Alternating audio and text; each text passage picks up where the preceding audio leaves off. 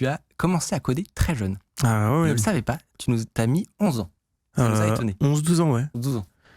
Comment tu t'es découvert En fait, c'est trop drôle parce que je parlais d'un truc hier qui a rien à voir, que j'avais redécouvert quelqu'un, on faisait des veines avec qui j'étais en contact, on était potes à l'époque sur un forum. Et donc ce forum très ancien, Chapatis. C'est pour ça que tu t'appelles Suleiman? Ah non, pas du tout. C'est autre chose. C'est encore autre chose. Ouais, il y a beaucoup de privés de jeux en ce moment, mais chapatis.com, j'étais dessus, c'était un giga forum, tu sais, un peu la JVC. Ouais. Et sur ce forum, il y avait un jour un topic, apprendre à coder, tu vois, hop, site du 0.com. Et du coup, site du 0.com, les tutos de Mathéo 21, je les ai tous faits quand j'avais genre 11-12 ans. Sérieux? Et donc, 12-13 ans, j'avais fait mon premier site en PHP SQL. J'ai vu les tutos JavaScript, je commençais à faire des casse-briques en C++, en C++. Trop bien. Et ouais, donc, vers 13 ans, dis-toi qu'en gros, à 13 ans, le site existe encore.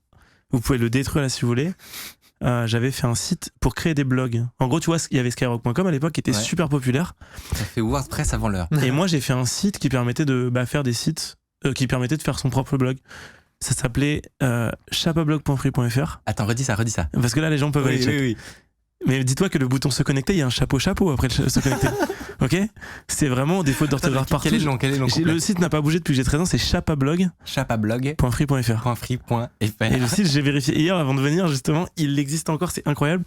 Et dis-toi, c'était un site, j'ai créé le site pour que les gens puissent mettre des couleurs, choisir le fond, machin, faire leur article et tout, mettre des photos. Et donc c'est un peu compliqué, tu vois, quand tu débutes et puis c'est un bon test, tu vois, pour gérer les bases de données, tout ça. Normalement, tu commences par faire un blog. Pas par faire un constructeur de blog. Non, mais moi justement, ce que je kiffais, c'était l'algorithmique, les bases de données. La création d'un outil ou d'un logiciel. En fait, à 12 ans, je fais les tutos. Et je mets en place Easy PHP à l'époque, ça s'appelait. Tu connais ça? Bien sûr, évidemment. T'as déjà monté un forum ou? Justement, ouais. Pendant les cours, tu apprends avec Easy PHP. Ouais. Ouais. Mais du coup, j'avais MyDolphin, je crois, c'était pour SQL. Ouais, c'est ça. Et en fait, ça marchait pas. Dès que je faisais une requête, ça marchait pas, ça me faisait péter un plomb. Et pendant 2-3 mois, j'ai pas touché. Et 3 mois plus tard, je réessaye, ça fonctionne. Et genre, j'ai un déclic, je suis en mode putain, depuis tout ce temps, j'attendais que ça marche. Ma première requête SQL marche et je commence à faire des dingueries. J'ai envie de tout faire, tu vois, j'ai envie de faire plein de sites. Et alors, attends, parce que ça, du coup, c'est quand t'es très jeune, en fait, ouais, au collège, etc. 12-13 ans, j'étais en 3e. J'ai eu mon bac à 15 ans. Est-ce que c'est un peu comme moi où ça venait remplacer potentiellement ce que tes potes ils faisaient en rentrant chez eux? Moi, je sais qu'ils c'était très gaming, tu vois. Oui, mais moi, je te dis, tous les tutos de site du zéro, je les faisais. Ça allait jusqu'au truc JavaScript, à parfois les trucs de 3D. Tu sais, j'ai fait des trucs en 3D parce qu'il y avait des tutos en 3D, tu vois. En fait, je faisais tous les tutos. En dev? Non. Non, je faisais, tu vois, genre SketchUp par exemple. Ok. La modélisation 3D, du coup, j'ai vu les tutos, je les ai fait. Tu vois, en gros, c'est dès que j'avais rien à faire, j'apprenais un nouveau truc et tout, et ça me faisait kiffer. T'as poncé le site du zéro de A à Z. Fait tout ce qui existait sur le site du zéro qui était officiel. Tu sais que moi j'ai eu parce que pour ceux qui ne savent pas ce que c'est, le site du zéro, c'est je pense Open Classroom. Vous n'êtes pas nombreux. Maintenant ça s'appelle Open Classroom. Et d'ailleurs ils font des campagnes, vous en avez peut-être vu dans les métros, etc. Parce que c'est devenu vraiment Ah oui, maintenant tu peux carrément mettre sur ton CV que tu as la formation Open Classroom. Et puis ils vont bien au-delà des métiers très techniques où tu peux apprendre aussi des trucs de com ou de il y a tout, management et tout. Mais à l'époque c'est un mec tout seul qui s'appelle Mathéo, qui a genre 13 ans. Mathieu Nebra. Ouais, je sais pas. C'est exactement ça. C'est en 99 ou 2000, il a genre 13-14 ans. Qu'on va recevoir, j'espère, bientôt. C'est incroyable. Et le gars, il crée, je pense qu'il lance une vague de développeurs en fait. Le gars, il lance potentiellement des milliers, voire dizaines de milliers de développeurs en France qui aujourd'hui doivent faire des dingueries. Je pense que dans le chat, vous me confirmerez, mais ça serait intéressant de savoir quelle est la proportion de gens qui ont commencé avec un tuto le site du zéro. Toi, t'as commencé? J'ai commencé avec un tuto en C, site du zéro. En C? Ah ouais. Commencé avec les trucs vraiment vénères. Oui, voilà. Ouais. Tu cherchais la merde. Je sais pas ce qui est le mieux entre commencer sur un langage gentil comme le PHP. Mais je pense que ça dépend de ta personnalité. Ou commencer avec quelque chose de beaucoup plus strict pour te forcer. Moi, je pense que le C, ça peut vite te dégoûter, tu vois. Alors que le PHP, c'est un débat. Il y a vraiment deux écoles. Celle dont tu viens de parler, à savoir, ça va te dégoûter, du coup, autant commencer avec un truc hyper visuel et agréable. Et t'as un peu la deuxième école de, non, en fait, faut être strict. Si tu comprends vraiment ce qui se passe de façon sous-jacente, donc derrière, t'as ton éducation et ta compréhension. Et sur des bases beaucoup plus solides pour apprendre des choses plus. Bref. Donc, au collège, tu fais plein de petits projets, etc. Tu développes des trucs. Genre, c'est con, mais par exemple, je fais du Casio basique. Mais attends, j'allais te dire que moi, j'ai commencé avec ça. Mon premier langage de programmation, c'est ma calculatrice. Moi, c'est Casio basique, je kiffais faire ça. Et genre, dès que la prof, elle faisait un truc, genre, on apprenait Pythagore ou le calcul du PGCD, en fait, je codais le truc sur ma calculette pour me faire les. Et en fait, j'allais plus loin que ça. C'est pas hyper drôle. Je mettais les. Waouh, c'était mon activité. Non, mais en fait, c'est juste que, en fait, quand j'avais des devoirs à faire, je mettais, tu sais, je codais, comme c'est toujours la même chose, je mettais la ligne, tu sais, toutes les démonstrations, les 2 chiffres sont machin, donc, et je mettais toutes les phrases que je devais recopier. Et tu faisais en et après je recopiais toujours tout l'exercice. C'est ça. Moi j'ai fait un jeu, mec, une dinguerie. J'ai des images, hein. J'ai des images que vous pouvez retrouver peut-être. Mais en fait, d'ailleurs, c'est trop drôle parce que dès que j'en parlais de ça, t'avais une école qui était divisée dans les commentaires de ma vidéo YouTube, 50% qui m'insultaient en mode tu l'as volé à quelqu'un, ça peut pas être toi qui l'as fait, et d'autres qui étaient en mode bah trop cool, tu vois. Mais en fait, j'avais fait un truc de gestion immobilière. T'avais ta rue avec plein de maisons et tu pouvais upgrade les maisons et tout. Un peu SimCity. Ouais, mais j'avais une autre inspiration d'un jeu auquel j'avais joué. J'avais jamais fini, tu vois, mais le moteur 3D il était là. J'avais utilisé le moteur 3D. Bah ouais, en fait c'était les. Attends, dans ta Casio. Non, mais en fait c'est plus simple que ça, t'inquiète pas. En fait, tu vois, il y avait un truc qui s'appelait les G. M'étonne que les gens ils ont dit que tu l'as volé. Ouais, mais il y avait un truc qui s'appelait les G-plots. Ouais, c'est ça. Oui, je vois. Et en fait, tu pouvais créer des. Ah, trop bien. Tu pouvais créer des modèles qui se casent. En fait, des matrices de points qui permettaient de dessiner des objets, tu vois. Oula. Et du coup, tu vois, ça ressemblait à ça. C'était pas mal quand même. C'était vraiment bien. Ouais. Je suis choqué. Il y avait des terrains, tu pouvais acheter des trucs. Moi là, j'allais. Mais tu sais, le plus choquant, c'est que je l'ai fait sur calculette. Je l'ai pas fait sur PC. Mais oui. On est d'accord. Tu sais que j'allais ramener ma fraise en mode moi j'avais fait un 2048. Ah, c'est bien, ouais, mais ça prenait 30 secondes entre chaque tour. Avec tous les calculs et tout. Mais oui, c'est ça. À chaque fois que tu appuyais sur un truc, ça prenait 20 secondes à charger le suivant. Et ma masterpiece, c'était un poker, un Texas Hold'em. Oh. Mais seulement. Moi, j'ai fait un Uno. J'en ai fait aussi un poker. C'est vrai ? Ouais. Attends, comment t'appelles ça ? Un Uno. Oui, Uno, putain, j'ai cru que c'était un nouveau jeu. Non. Juste un Uno, en fait. Mais du coup, j'allais être très fier de ça. Mais honnêtement, ça, c'est quand même une dinguerie. Non mais après le jeu est pas fini du tout. Ouais. Mais il y avait le moteur entre guillemets 3D qui est pas de la 3D, tu vois. C'est de la 2D du coup. Ou c'est de la 2D mais c'est des images collées mais tu vois il y a quand même l'ordre d'apparition des images pour que ça fasse les plans quoi. C'est génial. Et franchement je suis j'étais assez fier de ça mais ouais c'est un truc aujourd'hui je pourrais pas me déterrer à faire ça mais quand j'étais petit je sais pas je restais dans mon lit je passais des heures à descendre les lignes et tout et surtout que alors pour ceux qui ne savent pas mais on se rappelle coder sur une Casio il y a 25 variables il y a 25 variables tu rajoutes R et θ t'es très content parce que t'en as 27 tu vois ou 28 c'est un enfer là surtout pour faire l'alphabet mais t'avais une feuille avec R c'est ça, A c'est ça, B c'est ça, pour bien se souvenir de chaque truc. Et alors pour ceux qui sont habitués à de la programmation moderne, il y a rien. C'est le proche de l'assembleur. Ouais c'est ça, c'est pas si loin de l'assembleur. Il faut dire que tu construis une cabane avec 3 bâtons quoi. C'est très bas niveau. Ouais. T'as pas de fonction, t'as rien. Bref, en niveau études, tu fais des maths. Ouais, je fais. En fait, moi, je veux faire ingénieur, tu vois. Bon, j'ai pas vraiment d'objectif dans ma vie. Hein. Je fais maths spé. Donc, je rejoins Saint-Louis. Okay. C'est pas Louis-le-Grand, faut pas confondre, c'est moins bien, mais c'est quand même une bonne prépa. Ouais. Et du coup, après, à Saint-Louis. Alors, le problème de Saint-Louis, c'est que je dois prendre le métro tous les matins, RER. Je mets 1h30 à y aller, 1h30 retour. Et la prépa, c'est chaud, quoi. De 8h, 20h. Je sais même pas comment t'as pu faire, honnêtement. Bah, en fait, le truc, c'est non, mais en fait, c'est pas ça le problème, c'est que je continue à jouer à LoL énormément, en fait. J'étais accro, tu vois, à League of Legends. Ouais. Je taffais mes DM la nuit, je dormais 2 heures par nuit, quoi. Vraiment 2 heures. J'étais pas très efficace en cours. Je me pensais pas moins con qu'un autre parce que les jours où j'arrivais en forme, hein, j'étais vraiment en smurfing, tu vois. Genre, j'étais vraiment en smurfing. Le prof, il posait des questions, j'étais au taquet et tout. Mais 90% du temps, parce je m'endormais. T'aimais bien les maths, j'imagine. Ah, j'adorais ça. Et même physique et tout, sciences d'ingénieur, j'ai surkiffé. Ouais. Puis j'avais des très bons profs, franchement. La Saint-Louis, c'était vraiment une super prépa, mais le truc, c'est que je m'endormais en cours, tu vois. Vraiment, je m'endormais. Et mes profs, ils étaient en mode le pauvre et tout, il a du chemin, de la route et tout ça, alors que j'étais top 500 sur League of Legends, tu vois. Genre, c'était vraiment terrible. Et du coup, bah, en fait, je passe quand même mes concours d'école d'ingé au bout de 2 ans. Ouais. Je fais pas 5,5, je valide direct une école. Et je rentre je rentre à l'ENSIE. Ok. C'est École nationale supérieure d'informatique. Donc c'est quand même top 3 des écoles d'ingé d'informatique française sortie prépa, donc j'étais super content, tu vois. Et c'est des études publiques, tu vois. Donc tu payes pas 10 000 balles par mois, quoi, par an. Et qu'est-ce qui s'est passé ? Qu'est-ce qui a fait que... en fait, dans cette école, du coup, j'apprends plein de trucs, je fais des maths, je passe une licence de maths quand même, maths info. Et là, tu te dis, mais putain, LOL, c'est quand même vachement... Ouais, en fait, je rencontre un mec... En fait, je rejoins une team e-sport, parce qu'on a des résultats de fou, on est top 1 France à l'époque, et donc on se smurfait toute la scène, et on était dans une team, et le gars, en fait, en question, il avait plein de projets, il avait des idées de fou, il voulait révolutionner Internet et tout. Et moi, j'étais en mode, vas-y, le pitch est bon. T'as vu une fenêtre de... Je vais le vendre à mon directeur pour avoir une année sabbatique.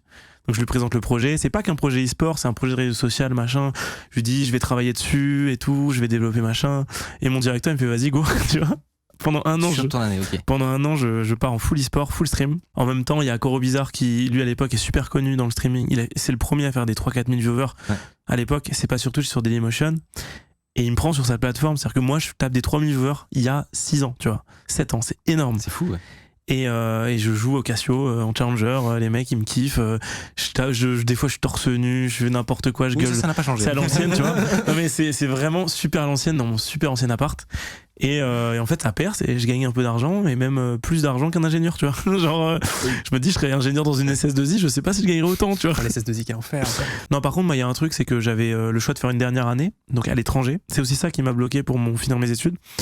Et les deux choix que j'avais choisis, c'était Université de Manchester pour faire des mathématiques appliquées et vraiment de la recherche informatique, ou alors Université de Copenhague, je crois. Donc là, c'était vraiment spécialement orienté deep learning, machine learning. Ouais. Donc ça, c'était un truc qui me faisait vraiment kiffer. Et je pense que t'as besoin quand même de faire un cursus pour vraiment être dedans. Oui, surtout quand un an, c'est pas. Surtout quand tu veux faire tout ce qui est l'aspect mathématique derrière pour pouvoir soutenir ta recherche quand tu veux en faire vraiment sérieusement. Et là, je t'avoue que c'était soit j'allais à l'étranger et du coup je devais dire au revoir au streaming parce que dans un campus t'es pas sûr de pouvoir stream et tout, c'est un peu chaud. Ou alors je give up mes études parce que de toute façon je peux pas valider mon diplôme si j'ai pas fait un an. Ouais.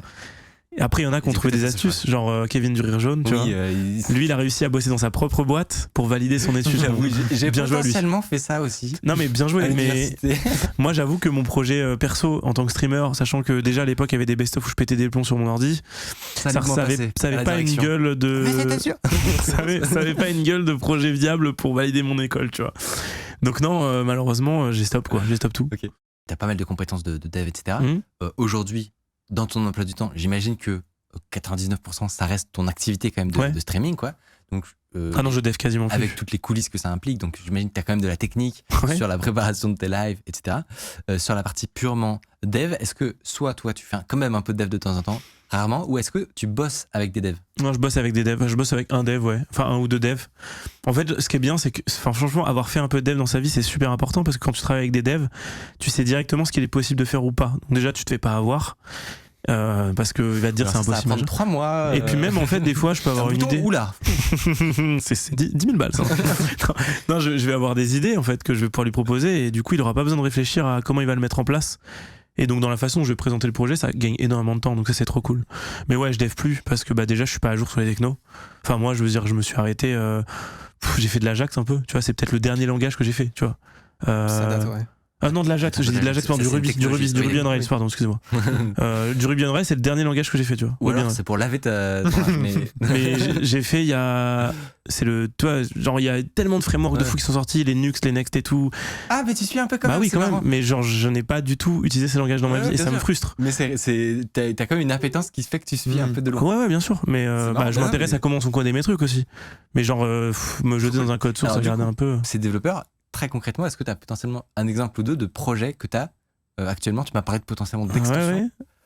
Alors, truc con là que je vais faire, ça c'est marrant. Tu vois, je vais partir en Corée et moi j'en ai marre de mon chat des fois qui me racontent leur vie à me dire oui, t'as mal joué sur cette action et tout. Donc maintenant je vais mettre en place un système où je vais potentiellement permettre aux gens de lier leur compte Twitch à leur compte League of Legends pour savoir leur elo, leur rang sur le jeu. Voilà. Donc ça va me permettre par exemple de pouvoir taper, je sais pas, .. elo, le pseudo du mec dans le chat pour savoir qu'il est bronze 2. Ou alors par exemple tout simplement de permaban tous ceux qui osent parler dans mon chat à un moment T s'ils ne sont pas au-dessus d'un certain rang, tu vois. Tout simplement, ce genre de truc, tu vois. Ça c'est cool. C'est génial. Voilà. Donc ça c'est le genre d'idée sympa qui peut être mis en place pour s'amuser un peu. T'as vraiment une hiérarchie, tu instaures un système hiérarchique dans le chat. C'est ça, d'où le rapport avec la Corée, j'imagine.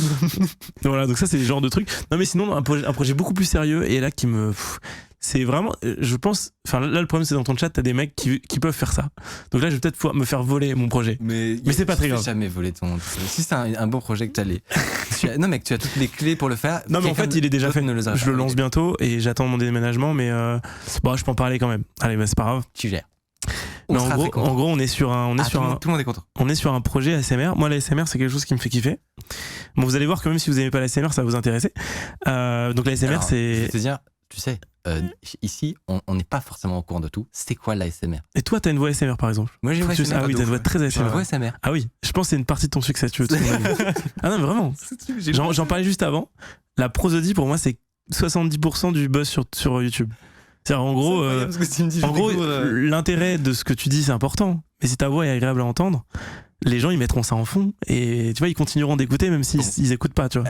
bah, je vois du plus dans le chat. Bon, mais du coup, j'en suis ravi. Non mais vraiment, c'était ta voix est dans les top 1%, je pense. C'est beau. Je te le dis parce que je suis expert en ça. Mais du coup, non mais vraiment l'ASMR c'est le fait de chuchoter, de pouvoir endormir les gens, leur proposer un truc agréable à écouter quand ils veulent s'endormir. Okay. Mais le problème de ça c'est que si c'est compressé par YouTube et que le format MP3 il est pourri, l'oreille s'en rend compte. Elle sent que le spectre de ce qu'on écoute est compressé dans une portion trop petite pour que tu sentes que tes oreilles T'as pas toute l'amplitude. Exactement. De la voix, il manque l'amplitude de la voix et c'est pas aussi agréable que ça pourrait l'être. Moi, pour la petite anecdote, j'avais déjà enregistré un ASMR pour tester. J'avais mis le format max, donc pour te donner une idée, 10 minutes d'audio, ça pesait 12 gigas. C'est bon ? Ah putain. Ok. Bon. Oui, mais alors là, c'est quoi réalistiquement, c'est quoi vraiment le niveau de détail qui est audible par l'homme? En gros, le niveau de détail, c'est que je mettais le truc en compressé version YouTube dans mes oreilles, ça me faisait rien. Et ma propre voix m'a détendu, mais j'étais genre, je te jure, après j'ai un bon casque, tu vois. Mais le fichier 12 Go, j'avais entendu parce que j'avais chuchoté. J'étais en mode, c'est ma voix, qu'est-ce qu'elle est? Je suis si heureux, tu vois. J'étais comme ça et c'était trop agréable. Et en fait, depuis ce jour-là, j'ai une révélation, je me suis dit. En fait, vraiment, la raison pour laquelle je ne fais plus d'ASMR et les gens sont full tilt parce que les gens kiffaient, tu vois, c'est qu'en fait, j'ai tellement été choqué par la qualité, la différence de qualité, que du coup, j'étais en mode, je ne veux plus jamais faire d'ASMR tant que je suis pas capable de fournir cette expérience à mes viewers, ok ? Et du coup, YouTube, forcément, c'est une plateforme qui ne permet pas ça, mais d'un autre côté, tu peux pas demander aux gens d'aller sur une plateforme, tu vois. Donc qu'est-ce que j'ai eu comme idée? Parce que ça peut exister des plateformes qui oui, ont bien sûr, son, très facilement. Mais tu veux pas faire mais il faut quand même que les gens puissent être recommandés en allant voir d'autres ASMR artistes. Bah du coup, je voulais fournir cette même expérience à mes viewers et en restant sur YouTube. Et quelle idée j'ai eue? Je me suis dit OK. Et tu vois là, c'est là l'intérêt d'être dev, c'est que j'imagine le truc. En fait, dans mon add-on qui permet de savoir quand je suis en live, il y a un peu tous les trucs que je fourre, tous les trucs que je code, tu vois. Notamment une extension proxy pour aller sur mon site uniquement américain. Tu vois, j'ai un moi, les gens, je vois des pubs pour des VPN souvent. Bon, bah moi, déjà, je sais combien ça coûte un VPN et ça me fait toujours marrer le prix des VPN à soi-disant moins 90%, mais en fait, ça leur coûte 500 fois moins, mais tranquille. donc tu vois, j'ai un VPN qui est inclus dans mon proxy pour aller sur le site de musique qui est American Only, tu vois. Ok. Donc moi, j'écoute ma musique sur pandora.com, qui est un site américain. Ouais. Et les gens peuvent pas aller sur le site. Mais s'ils ont téléchargé mon extension, ils peuvent y aller. Pour eux. Voilà, il y a le proxy qui est intégré dedans. Ce niveau de travail. Voilà. Et d'ailleurs, quand il y a trop de gens connectés sur le proxy, il y a une connexion Twitch et ça prend que les subs. Tu vois? Bon, c'est le genre de truc. Okay. Mais là où c'est un peu drôle, c'est que du coup, ce même extension pourrait permettre. Elle détecte que la page c'est pandora.com pour lancer le proxy sur cette page. Ça va pas lancer sur toutes les pages, tu vois. Donc, vu qu'elle détecte cette variable, je me dis, ok, donc il pourrait très bien détecter une URL YouTube particulière. Donc, avoir une whitelist d'URL YouTube qu'on a sur notre serveur et qui pourrait être potentiellement détectée. Donc, par exemple, toutes mes vidéos ASMR et potentiellement d'autres vidéos ASMR ou même potentiellement des vidéos de musique. Okay. Donc, alors je récapitule. S'il y a un utilisateur qui se connecte sur une de ces pages, qui veut écouter du ASMR de Sardoche, voilà, il se rend sur YouTube avec ton extension, sur une de tes vidéos qui est détectée par ton extension comme étant une vidéo ASMR. Et là, qu'est-ce qui va se passer? Qu'est-ce qui se passe? Et ben en fait, l'extension détecte que c'est une vidéo et en fait, il va couper le son de la vidéo YouTube et la remplacer par un fichier son qui va aller chercher directement sur nos serveurs. Et donc, il va synchroniser. Et donc, et on a réussi à faire ça. Il va réussir à synchroniser à la frame le son que nous on a décidé de mettre avec la vidéo. Le son du tube. Est-ce que c'est pas Mais en fait, je me dis à terme, cette extension, elle est pas illégale. Et demain, toutes les personnes qui veulent améliorer le son de leur vidéo, ils auront juste à aller sur nos serveurs et à dire j'aimerais améliorer le son de ma vidéo, j'upload mon fichier son de cette vidéo, tu fais le lien entre les deux. Et en fait, demain, tu vois, on pourra avoir un YouTube enhanced avec que des qualités de. C'est très fort. On parlait aussi d'entrepreneuriat, du fait d'investir potentiellement. Parce que j'ai dit que j'avais jamais investi sauf dans un truc. Et c'est quoi? Et là, on a encore un lien. C'est fou qu'il y a que des trucs où on a des liens. C'est mais en fait, le seul truc dans lequel j'ai investi dans ma vie, parce que j'aime pas tout ce qui est spéculatif, déjà, je vais revenir très rapidement sur ça. Ouais. Moi, le Bitcoin, par exemple, tout ça. Trading. Je suis désolé pour ton partenaire, mais. Non, justement. Je ne fais pas trop de trading. Ouais, j'ai déjà investi dans la pierre, tu vois, dans les immobiliers. Mais, me dire que du jour au lendemain, par exemple, avec le Bitcoin ou avec des actions. Il dit Bitcoin Maxi. Ouais, du coup, pas dans la même team visiblement. Ouais, c'est ça. En gros, tu vois, investir dans le Bitcoin et du jour au lendemain me retrouver avec énormément d'argent que j'aurais pas l'impression d'avoir mérité. Et c'est là où. C'est sur cet aspect, c'est marrant parce que les gens qui aiment pas la spéculation, c'est plus pour l'aspect instable. Bah non, parce Toi, que c'est pour l'aspect mérite. non, parce que l'aspect instable, si tu joues sur plusieurs tableaux différents, c'est des statistiques, c'est de la variance. Tu vois, t'as une espérance de gain positive sur plein de tableaux, ta variance, tu peux la choisir. Et mais toi, non. Bah en fait, moi en plus j'ai fait une école de stats, donc je suis calé en statistiques, tu vois, j'arrive à comprendre tout ça et. Bon. Mais en fait, juste. Mais tu ne veux pas gagner d'argent. Mais juste, tu en n'aimes fait, pas l'argent. Sardoche. J'aime pas gagner de l'argent sans avoir le sentiment palpable d'avoir travaillé pour ça. Oui, Tu vois. tuer pour l'argent, quoi. Ouais, j'aime bien le fait de streamer, de produire quelque chose. C'est potentiellement un luxe que tu as maintenant. Oui, c'est un luxe que j'ai, mais justement, en fait, tu vois, imagine demain je gagne au loto. Ouais. Ça met Ah, en ça, je suis péril, d'accord. ça met en péril tout ce que j'ai fait jusqu'à maintenant. Tu sais que c'est une thèse que j'ai jamais entendue, honnêtement. Ouais. Mais c'est hyper intéressant. Non, parce que Mais donc, tu avais investi du coup, quand même, chez j'ai Oka Media. investi chez Oka Media. Donc, il y a une boîte. Qu'est-ce que c'est que... Tu savais pas, Justin? Si, enfin, je connais Okamedia, mais je savais pas que t'avais investi. Bah, en fait, dedans, quoi. faut savoir l'histoire, c'est que le créateur d'Oka Media, c'est Okazuma. Et Okazuma, sa première chaîne YouTube, enfin, où il a percé, c'est Best of Sardoche. C'est la chaîne Best of Sardoche. Donc c'est les Best of à la con, où au début c'était rage un peu machin, qui m'ont fait percer sur YouTube. Parce que moi j'ai jamais vraiment kiffé YouTube, mais lui il faisait des Best of. Il y avait plein de gens qui faisaient des Best of. Et en fait, de toutes les chaînes de Best of, il fallait bien en choisir une parce que ça commençait à être le bordel. T'avais des trucs dans tous les sens. Et puis c'était dur de contrôler son image aussi. Et j'ai dit, ok, on ferme toutes les chaînes, sauf lui. Et lui, je vais le contacter, on va bosser ensemble, on va essayer de faire un truc cool. Et au début, je lui ai dit, bon, tu travailles sur mon image, c'est un petit peu chiant, mais j'ai vu que t'étais passionné, que tu faisais ça avec plaisir, vas-y, viens, on fait 50-50. Donc au début, sur la chaîne, je gagnais 50% des revenus de la chaîne, et voilà, et on discutait un peu de tout. J'ai pas compris au début, moi je pensais que c'était ta chaîne. Ça a jamais été ma chaîne. D'accord. Ça n'a jamais été ma chaîne. C'était sa chaîne au début, de A à Z, je n'ai jamais eu un contact avec lui avant ça. Et après, 6 mois plus tard, il faisait des trucs, c'était pas évident parce que quand même, il faisait une vidéo par semaine, il a jamais raté une semaine, tu vois. Je lui ai dit, vas-y, prends 100%, mais vas-y, mais fais-toi kiffer, quoi. Essaie de faire des trucs cool, machin. Et qu'est-ce qu'il a fait avec les 100% de revenus de Best of Sardoche? Parce que moi, j'étais en mode, ça me fait de la visibilité, il kiffe faire ça. Tu vois, c'est rentable, quoi. Enfin, genre, moi, j'ai tout à y gagner. Et puis, en plus, s'il a 100%, il va pouvoir snowball et faire des trucs. Et qu'est-ce qu'il a fait avec ce snowball? Il a recruté des monteurs d'abord pour la chaîne Best of Sardoche pour sous-traiter. Ouais. Donc, du coup, il était plus dans l'organisation entrepreneuriale plus que dans le montage. Il leur donnait des petits cours de montage pour leur expliquer comment ils faisaient les trucs. Il leur filait l'intro, machin. C'était déjà assez industrialisé, Best of Sardoche, parce que t'avais l'introduction, les cuts qui étaient tout le temps les mêmes, la fin. Donc, il y avait ce côté un petit peu, on prépare les monteurs à faire un contenu tout le temps un petit peu lissé. Et en fait, au bout d'un moment, il y a d'autres streamers qui ont commencé à vouloir ses services. Il a commencé à faire des best-of pour Koro, pour Aldé, pour d'autres streamers. Puis aujourd'hui, il a commencé à carrément faire des best-of pour toi, du coup. Il travaille pour Underscore, il fait des... C'est ce que j'allais dire, effectivement, que nous, on a ponctuellement besoin d'aide en montage, etc. Ouais. Notamment quand il y a une grosse période d'activité, de demande et tout. Tu peux pas forcément utiliser tes monteurs, t'as besoin de plus de taf. Tu peux pas employer en une semaine 3 nouveaux monteurs, quoi. Ouais. Et donc, j'ai effectivement, je bosse avec Oka. Et donc, Okazuma, son rêve depuis longtemps, c'était de créer une plateforme absolument méta pour centraliser tout ce qui est demande de montage. Et donc... Est-ce que tu as sauté le moment où la boîte, ah oui, alors est-ce qu'elle se crée? Au tout début, c'est une toute petite boîte et ils recrutent quelques personnes et ils font un truc genre c'est juste Oka Media, genre ils font du montage. Ouais. Et en fait, lui, déjà, il a l'idée de faire un truc de ouf avec une plateforme de dingue et il a besoin d'investisseurs et de trucs comme ça. Et donc, en fait, il a 2 personnes qui le rejoignent, des investisseurs. Il a besoin d'eux pour créer la boîte parce qu'il a 15 ans et demi à l'époque, en fait. Il a 16 ans, le mec. Tu vois. Et toi, t'as investi sur une boîte et moi, à 15 ans. Donc, le mec, il monte Best of Sardoche. Donc, c'est lui dans la photo, c'est Adam. Il a 16 ans. Et je fais, vas-y, mec, je lâche 50 000. J'ai jamais mis 1 euro dans un truc de ma vie. J'avais peut-être, je veux dire, sur mon compte courant à cette époque, j'avais peut-être 150 000 euros, tu vois. Peut-être 200 000 ou peut-être 150 000. J'ai mis 50 000. J'ai mis un tiers de tes économies sur un mec de 15 ans. Ouais, je me suis dit, en vrai, c'est marrant, tu vois. C'est marrant, oui. Non, mais pour le lore, tu vois, s'il y a bien une boîte qui doit péter, exploser, c'est celle-là, tu vois. Et le truc était vraiment fun, tu vois. C'était.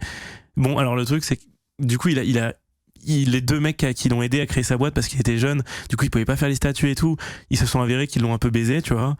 Du coup il a perdu son compte épargne de son PEL, il a dû le mettre dans la boîte et tout. Il y a eu des galères de ouf, il a essayé de payer tout le monde, il y a eu des dramas parce que forcément il y avait des mecs qui étaient pas payés très cher parce qu'au début il avait une campagne assez agressive pour créer une sorte de méta sur lequel il avait son truc. Et en fait, petit à petit, il est revenu sur des bases super saines avec des tarifs fixes et trop propres. Et surtout, son projet ultime, c'était de créer une plateforme où genre les gens viennent, ils disent je veux monter une vidéo en tel temps, avec telle qualité, tu peux choisir entre différents trucs. et hop, t'as un chef de projet qui vient te contacter, il te dit je vais te choisir ce et lui de son côté il choisit son monteur, il choisit le machin, il choisit le truc, tous les fichiers ils sont upload sur la plateforme, tu peux laisser des fichiers audio pour dire ce que tu veux, et tout est automatisé, du virement à la facture au machin au truc, c'est des centaines de milliers d'euros de dev, hein, pour ceux qui savent ce que ça vaut, voire même ça tape le million. C'est une plateforme SaaS facile, complète, quoi. Facile, et la plateforme aujourd'hui elle voit le jour, tu vois, alors que c'est mais on n'aurait jamais pu croire ça possible. J'avais déjà l'info puisque j'ai vite fait tester donc une alpha. Et très propre, très bon. Je sais pas qui est derrière le dev. Ah bah il y a différents cracks, mais et ouais, c'est déjà en prod là. Là c'est on là. C'est on. C'est en prod. Là c'est bon, là c'est en prod. Bah tu peux, voilà, tu pourras tester. Vous pourrez tester, c'est super intéressant. Mais le truc c'est que pour n'importe quel type de montage quoi, donc c'est assez huge, ouais. Et là disons qu'il va y avoir des changements plus massifs dans la façon dont la boîte est gérée et tout. Moi j'aurais kiffé rester à l'infini, être en mode je veux revendre quand ça vaut 10 milliards et tout, tu vois, le délire un peu. Et du coup c'est pas le cas. Et du coup c'est pas le cas parce que je vais sûrement sortir, donc je serai toujours en contact avec lui parce que c'est un de mes meilleurs potes et on a toujours une société ensemble où on investit dans l'immobilier ensemble, donc on est super proches, alors que ça à la base c'est un monteur qui fait des best-of sur moi, tu vois. Question con, mais le fait que tu puisses investir dans des projets, que tu es une boîte qui fait de l'investissement immobilier, je pense que c'est pas du tout évident pour tout le monde. Comment c'est possible, tu vois, d'où ça vient ça? Bah du coup vu que je suis pas trop dans le bitcoin, dans la spéculation, j'aime bien comme tu l'as dit, si t'épargnes, l'inflation va plus vite que l'épargne, donc tu perds de l'argent. Donc il vaut mieux dépenser ce que tu possèdes, voire même si tu veux un peu jouer sur le côté gangréné de notre société, faire des crédits pour justement gagner. En fait c'est l'inverse de l'épargne, du coup c'est l'argent que tu ne possèdes pas qui du coup tu rembourses plus tard, donc forcément tu gagnes du temps sur l'inflation. Donc ouais, on a la chance d'être en bonne santé et d'avoir un apport, donc tu peux avoir des crédits, donc c'est intéressant quoi. On va finir avec un petit point sur le Z-Event. Ouais. On en a peu parlé. Est-ce que tu as passé un bon week-end? C'était un des meilleurs week-ends. Des meilleurs week-ends de ma vie, c'était trop bien. Par rapport aux autres Z-Events? Ouais, tu les as tous fait en fait? Je les ai tous fait. J'ai pas fait Avengers, qui était le premier truc, qui était issu d'un live d'Athènes. Bon bref, c'était le premier Z-Event, je l'ai fait, c'était en 2016, et c'était super. Tous les Z-Events étaient incroyables. Juste le Z-Event de l'année dernière, il s'est passé quelques petits trucs qui ont fait que j'étais pas dans. Ah oui, des petits dramas des familles. Petits dramas qui ont fait que j'étais pas au top de ma forme. Alors que là, ils étaient pas pour toi cette année les dramas, c'est ça qui vient. Il y a eu deux dramas, mais c'était un peu nul quoi. Mais là, franchement, c'était trop bien. En fait, Amine et Billy, ils ont ramené une vibe tellement positive aux Z-Event. C'était quoi les moments que t'as préféré? Moi, forcément, mes trucs trop cool, c'était la dégustation de piments, où j'ai fait goûter des piments à des potes, la petite nuit posée où on fait la tier list de LOL à 3h du matin avec Chap et Wax. Tu vois Getting Over It, ouais. Le jeu avec le marteau, je l'ai fini sur un tapis de course. Sur un tapis de course? En fait, sur un tapis de course où les gens, dès qu'ils faisaient un don de 100 balles, ça augmentait de 0,1 km/h. Tu vois? Trop bien. Non, 100 balles, c'était 1 km/h. Donc en gros, tu vois, ils faisaient 2000 euros de dons, j'étais à 2 km/h de plus. Et donc en fait. T'as fini en sprint sur Getting Over It. J'étais à 9,5 km/h à tenir ma souris comme ça. Et à finir Getting Over It, il faut poser son marteau sur l'orange pour pas tomber du bord, tu vois, et monter. Qui est, pour ceux qui connaissent pas, un jeu qui est fait très pour dur. Que. Tu tombes tout au début. Tu échoues, voilà, au bord de la réussite, tu échoues jusqu'au début. C'est ça. Et je l'ai fini en quand même 12 minutes, donc ça va. Ouais, il y a eu d'autres trucs. J'ai fait une run Guitar Hero. J'ai fait une run Dark Souls avec une guitare de Guitar Hero. Je sais pas si tu vois le truc. Attends, une run Dark Souls en même temps. Tu vois Dark Souls 3. Le temps que ça monte. Oui, qui est un des jeux des. Au lieu d'une manette, j'ai une guitare de Guitar Hero. D'accord. Voilà. Des trucs comme ça. Je sais pas où tu vas chercher. Trop bien. T'aimerais y participer une fois? Bien sûr. Évidemment. De toute façon, c'est un événement, genre t'es avec tes potes, tu fais une. Ça a l'air hyper bonne ambiance. En vrai, c'est le rêve de tout streamer, je pense. C'est un truc qu'on est ultra privilégié d'y participer. De ouf. C'est vraiment. Écoutez, nous, c'est vrai qu'on a un côté très très talk show, donc c'est un peu bizarre, mais j'ai peut-être un futur de streaming. Peut-être, avec ta voix suave. Avec ma voix, voilà. Maintenant que je sais que je suis dans le top 1%. Du coup, si vous voulez découvrir cette première vidéo de la nouvelle chaîne Micode, c'est le premier lien dans la description. À tout de suite.